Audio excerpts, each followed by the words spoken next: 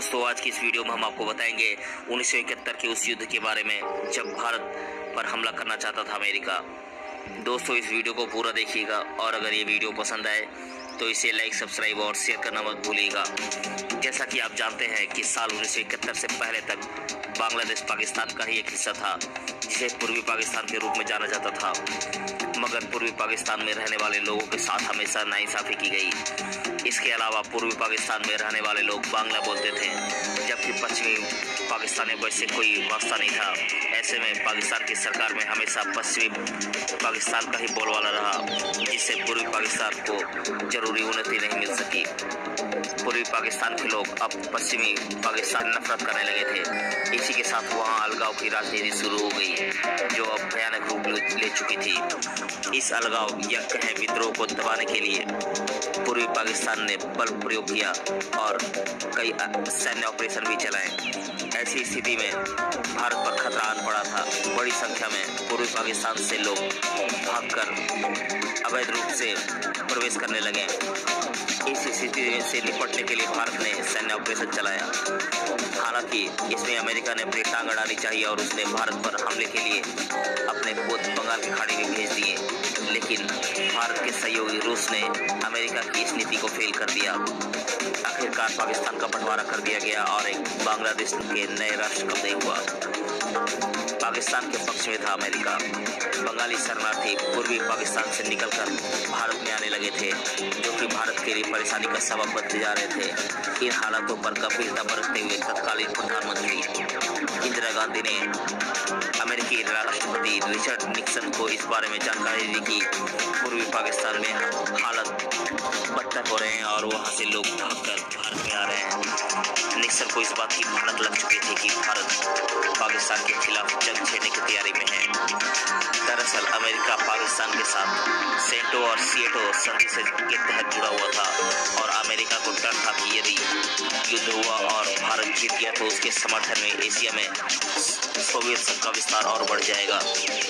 28 मार्च 1971 को अमेरिकी secretary of state will Roger को पाकिस्तान से एक खत आया, जिसमें लिखा था कि हमारी सरकार देश में पूर्वी हिस्से में फैली असंतुलन की स्थिति को काबू करने में पूरी तरह से फेल हो गई है।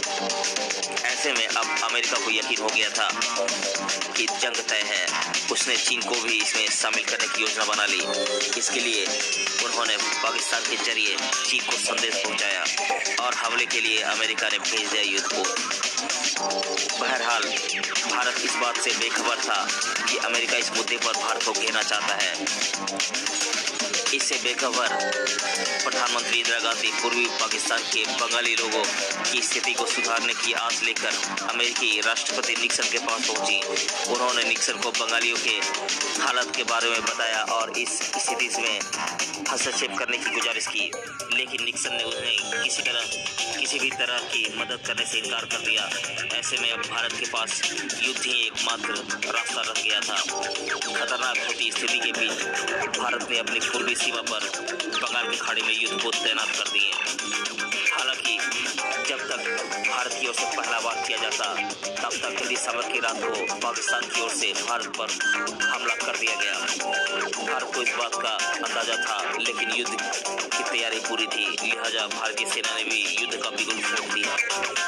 अब अमेरिका को इस बात का पता चला तो वह घबरा गया और उसने पाकिस्तान का साथ देने के लिए अपना युद्धपोत यूएसए इंटरप्राइजेस बंगाल की खाड़ी के लिए रवाना कर दिया।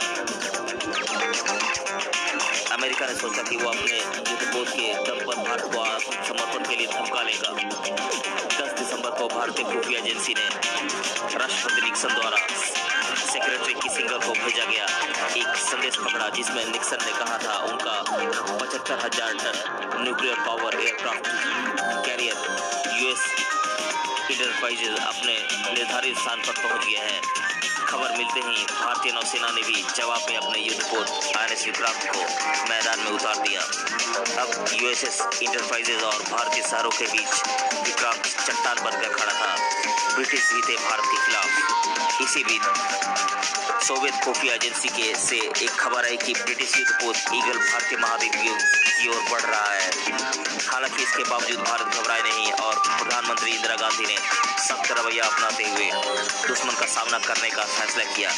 इस दौरान इंदिरा गांधी ने इंडो सोवियत संधि के तहत रूस से मदद मांगी और 13 दिसंबर को एडमिरल व्लादिमीर क्रुपलेयाकोव के नेतृत्व में सोवियत संघ ने न्यूक्लियर हथियारों से लैस युद्धपोत और सबमरीन भेज दी। अपनी मौजूदगी को जताने के लिए सबमरीन को भारतीय महासागर के तल पर रखा गया ताकि दुश्मन को पता चल जाए कि भारत अकेला नहीं है।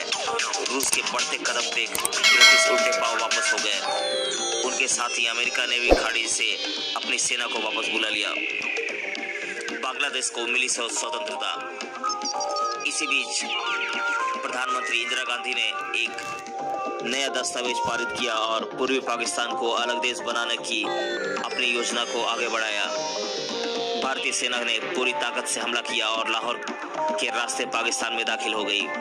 पाकिस्तानी सेना का क्षेत्रीय रक्षण भारतीय सेना के सामने कमजोर पड़ रहा था। इसे देखते हुए आखिरकार 14 दिसंबर को पाकिस्तान आर्मी के जनरल A.K. नियाजी ने ढाका में मौजूद अमेरिकी उच्चायुक्त से कहा कि वह आत्मसमर्पण करना चाहते हैं, जिसके बाद ये बात वाशिंगटन पहुंची और फिर वहां से नई दिल्ली में यह खबर आई।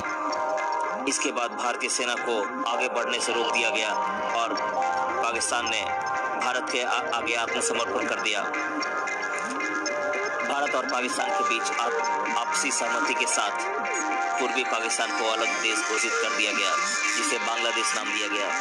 यह भारतीय इतिहास का एक अहम लम्हा था, क्योंकि भारत ने सिर्फ पाकिस्तान पर जीत हासिल नहीं की थी, बल्कि अमेरिका, चीन और ब्रिटेन को अपनी ताकत का एक नमूना भी दिखाया था।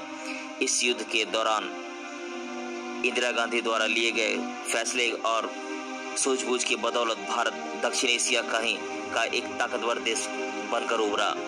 दोस्तों, ये जानकारी आपको कैसी लगी इसे कमेंट बॉक्स में जरूर बताइएगा। मिलते हैं अगले वीडियो में। धन्यवाद।